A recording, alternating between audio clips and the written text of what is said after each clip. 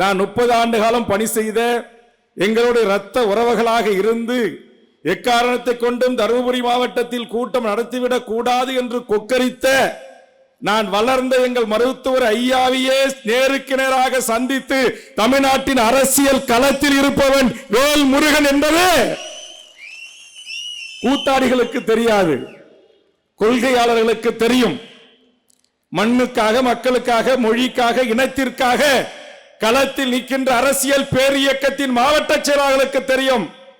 Cinema திரையரங்குகளில் பிளாக்கில் ticket விற்கிறவனுக்கும் கஞ்சா விற்கிறவனுக்கும் மாமா பயல்களுக்கும் வேல்முருகன் வாழ்ந்து வந்த வரலாறு என்ன, கடந்து வந்த பாதை என்ன, வேல்முருகனோடு இருக்கிற நிர்வாகிகள் யார் என்பதை அந்த அல்ல கைகளுக்கெல்லாம் தெரிந்திருக்க வாய்ப்புகள் இல்லை.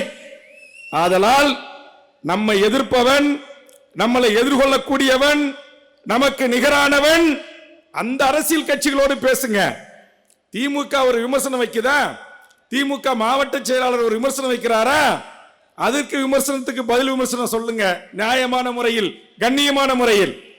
அனைத்து இந்திய அண்ணா திராவிட முன்னேற்ற கழகம் நம்மை குறித்து ஒரு விமர்சனம் வைக்கிறதா, கண்ணியம் இழையாமல் நீங்கள் அதற்கான நேர் எதிர்கருத்தை வையுங்கள்.